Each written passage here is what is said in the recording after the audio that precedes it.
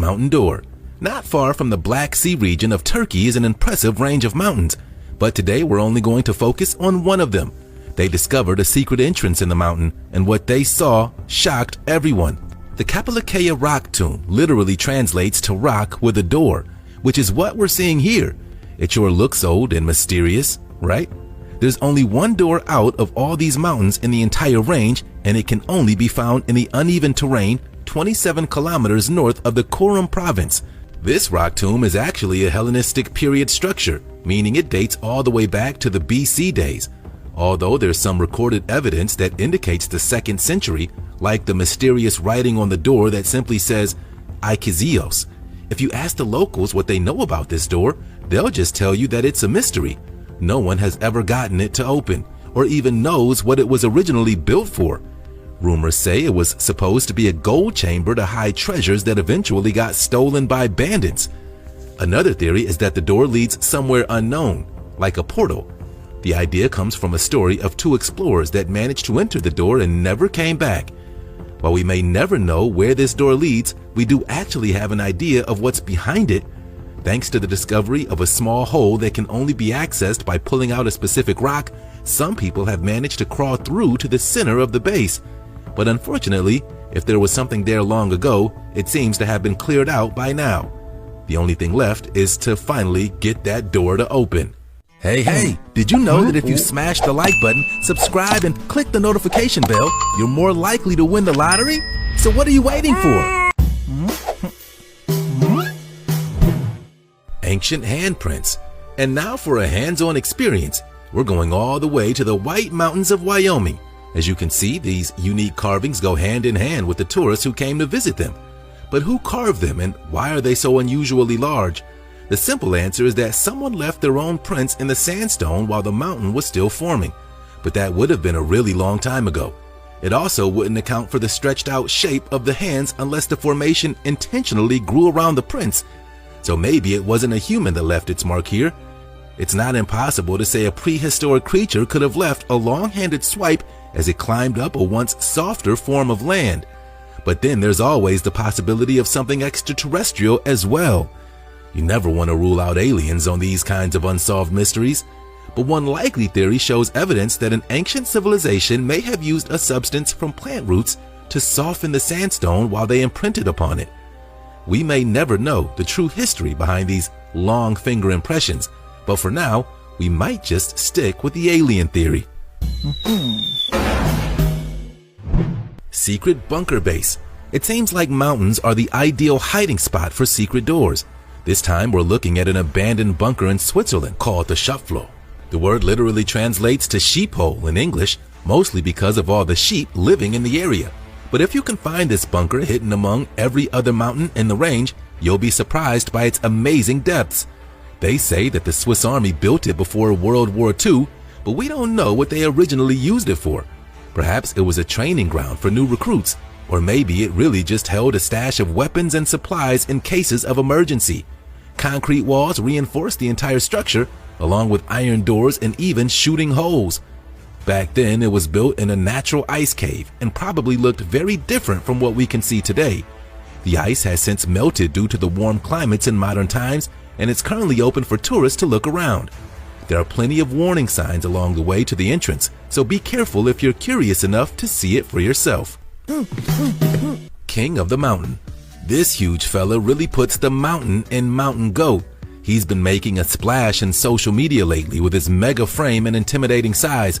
If you thought that a regular goat in the wild is scary, you definitely don't want to cross paths with this fuzzy fighter. Based on his background, we're taking an educated guess to say that he lives in the Glacier National Park in Montana of the United States. That's where most mountain goats typically thrive and are commonly seen by visitors in the wild.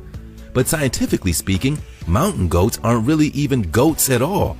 You can tell a bit by their shape and posture, but these goats have more in common with antelope and gazelles. But it's a bit late to start changing their names at this point. The average mountain goat stands at about 5 feet tall in length, but a shorter 3 feet while standing on all fours. This big guy looks to be at least a foot or two taller than the average. For starters, he stands over the person recording while checking to see if the human is a threat. Who knows what he would do if he were on attack? Glacier National Park officials say that mountain goats are wild animals and unpredictable, so you should do your best to stay clear of their path, doubly so if you encounter one as big as this.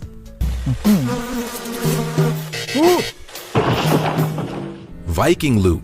The frigid lands of Norway are known for their cold weather, especially in the practically Arctic mountain passes. But with climate change on the rise and a rapid increase in fluctuating temperatures, a lot of the frozen mountains have started to defrost. While there are many negative aspects to the sudden decrease in icy environments, there are plenty of historical reasons to get excited. This specific mountain pass was first noticed in 2011 as a means of travel before the ice had taken form. With most of that ice melted, Viking artifacts have been unearthed, revealing an amazing showcase from a lost generation.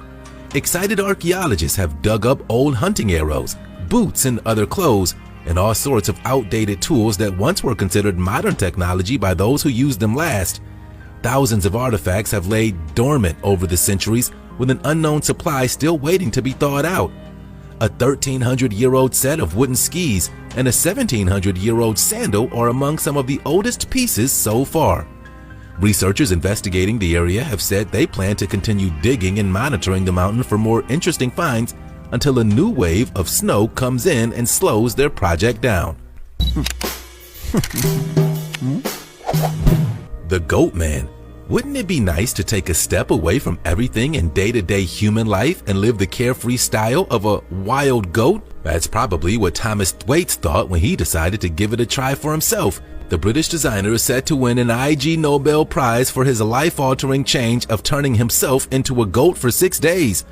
Not to be confused with the actual Nobel Peace Prize, the IG Nobel Prize is presented to those who first make people laugh and then make them think, sort of as a joke. But by using some serious help of professional research team and financial support from the London-based biomedical research group, Wellcome Trust, Thomas Thwaites was able to build a suit that could realize his dream. He could actually live as a goat, for a short time anyway. His goal was to blend in with the other mountain goats and cross through the Alps, which is easier said than done. He worked with goat behavior experts, neuroscientists, and animal researchers to build his suit as realistically close to a goat as he could. By the time he was finished and out grazing, he had full-on prosthetics, a boiler to make grass digestible, and even a new goat friend. He was most worried about being attacked as an outsider, but even through the tensest moments, the herd seemed to have no problem welcoming him in. You could say he walked several miles in their shoes. Flying cows. You may have seen a horsefly, a housefly, or even a dragonfly, but have you ever seen a cow fly? In this case, actual cows are taking to the air. These helpless cows needed a bit of a lift to get from one side of the Alps to the next, leaving many farmers stumped from the dilemma. Cows are notoriously known for being able to walk up distances that they have no way of getting down from. When with their immense of size, it's generally easier to just leave them in whatever new spot they've stumbled upon. But if you have the resources, why not try to solve your cow problem? As long as those resources include a helicopter, at least 10 injured cows in the Clusen Pass region of Switzerland were flown through the mountain pass to Ernenboden for their annual cow parade, and bystanders were delighted at the spectacle. The rest of the livestock managed to make the trek on foot, or should we say hooves. When asked about the situation, farmer Jonas Arnold said, "I didn't ask a cow how it feels after such a flight, as it couldn't answer, but it's only a short distance and has to keep going." He also added that the ones they flew didn't seem to show any different reactions compared to those that walked the trail. Maybe there's something these cows aren't telling us, and they're actually used to flying. Or maybe they're just happy to be anywhere with good weather and plenty of grass. Mountain climbing granddad. People have many unusual methods of coping with grief, and for this 82-year-old granddad, climbing through 288 mountains in Scotland seems to be doing the trick. Nick Gardner originally moved from England to a remote corner of Scotland with his wife over 30 years prior. Unfortunately, his wife was diagnosed with Alzheimer's and taken into 24/7 hospital care, leaving Nick to struggle all on his own. But instead of sticking around and wasting the last years of his life away, he decided to live out his boyhood dream of mountain climbing. He says that climbing has been a great way for him to re-enable his sense of focus, and deal with mental health struggles. His goal, which would scare some climbing enthusiasts half his age, is to climb all 282 of Scotland's Munros, or mountains about 3,000 feet, and he has to do it all within 1,200 days. At the time of this reporting, he had already finished 177 of those mountains, accomplishing more than half of his goal. During his journeys, he's met several other hikers and shared his story to the point that he was encouraged to join social media and post about it. As his posts and updates go viral, he encourages people to donate money to his fundraising webpage and support the charities Alzheimer's Scotland and the Royal Osteoporosis Society. Top cat. You've probably heard a story or two about cats climbing trees and getting stuck, but what about a cat that climbed a mountain? Imagine the climber's surprise when he scaled the tallest peak in Poland, only to find a ginger tabby had already beaten him to the top. Wojciech Jabinski is one of the ones who recorded this video of an amazingly casual cat sitting over 8,000 feet high on the summit of Rizy. But what is a house cat doing so high up, and why does it seem so nonchalant? The cat was apparently fine with being recorded and didn't mind getting a few scratches behind the ears. Maybe it's just in a cat's nature to climb tall things and not care who finds them. The mountaineer thinks that the cat came from a small tourist hut near the peak, but says that it's just a theory. Still, it's impressive, even if someone else brought the cat for the sake of having a feline companion at the top. But this cat doesn't seem particularly thrilled to be up so high, nor does it seem to have an interest in going back down. The only time it really showed any kind of reaction was when someone opened up their lunch. Apparently, fish isn't the only thing on the menu at this elevation. The missing UFO. There was a lot of excitement over at Lazy Mountain when a large cloud made an unusual shape as if something were crashing to the ground. Many witnesses to the event took pictures and video of this strange occurrence in Alaska, guessing that something had crashed in midair or made some kind of emergency landing. Some even think it was a shot-down UFO. The cloud itself was first spotted at 7 a.m. and took on a long and uncommon spiral shape. Enough people were startled by the event that Alaska State Troopers and the Alaska Rescue Coordination Center even got involved. Reports flooded their offices to the point that they had to coordinate a rescue operation on the off chance that there was really a plane crash or something similar. But when a rescue helicopter made the trip over the region, there was nothing reported on the ground. The state troopers eventually sent out an official news release stating that there were no reports of aircrafts in the area of any way to indicate a crash had occurred. But if that's the case, where did the trail of smoke come from? Perhaps there's still more to this story that's being left unsaid, or it could just be a weird cloud. Rock climbing with a wheelchair. If you can scale a mountain, even with tools and assistance, that's a proud feat not everyone is capable of accomplishing. But if you can do it purely with upper body strength and while sitting in a wheelchair, that's enough to warrant an award. Lai Chi-wai is the first athlete from China to be nominated for the Laureus World's Best Sporting Award for his impressive accomplishment of climbing Lion Rock in Hong Kong. He was already a 4-time champion of the Asian Rock Climbing Championships and a winner of the X Games Extreme Sports until a tragic car accident paralyzed him from the hip down. This would normally be a career-ending misfortune for most athletes, but Lai Chi-wai moved on to anything and everything he could do while still in a wheelchair. Boxing, fencing, and table tennis were all a part of his physical lineup, yet nothing could tear him away from the passion of rock climbing. Lion Rock is a 495-meter-tall mountain, recognized as the symbol for Hong Kong's spirit, persistence, resilience, and unity. It's where Lai Chi-wai was determined to prove himself and succeeded in a true underdog story. He hopes that his determination and accomplishment will motivate others with physical disabilities to always challenge themselves and do what they love. World's biggest ice cave. Hopefully you won't get a cold reception if you visit this ice cave. Eisenwelt, which directly translates to World of Ice Giants, is a natural monument in Austria in the world's biggest ice cave. It sits at 1,641 meters above sea level and dives down into a 26-mile-long maze of other caves, rocks, and ice. Because some of the tunnels run deep and others stay at surface level, an air current flows through all of them and creates a chimney effect that pushes warmer air up and keeps the ice frozen near the bottom.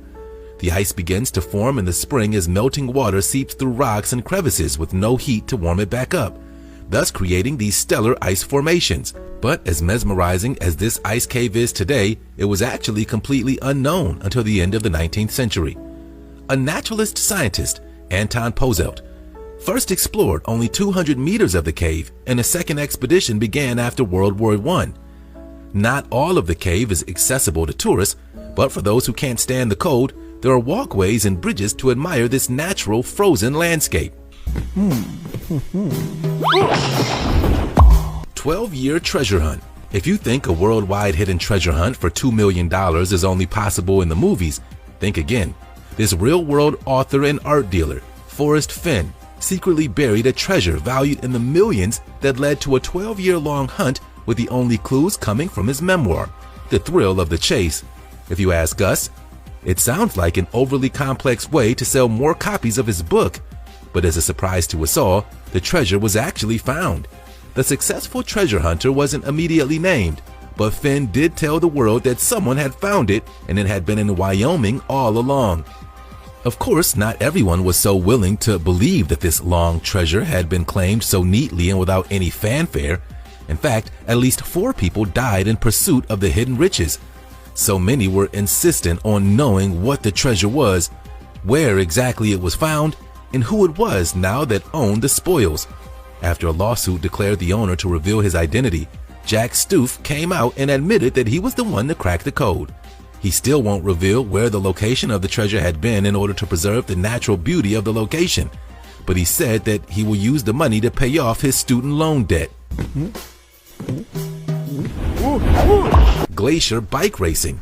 Normally, people tend to stay away from mountain avalanches, and for good reason. But for these extreme sport enthusiasts, Megalavanche is the name of the game, and it involves thousands of bikers riding down a glacier at reckless speeds. The starting line is at a ski resort in the French Alps on the mountain precipice of Pic Blanc, 8,530 feet above sea level. Over 2,000 bike riders glide down the mountaintop to reach speeds around 75 miles per hour, with many losing control and doing their best to avoid the rapidly forming human avalanche. And that's just the start of the race.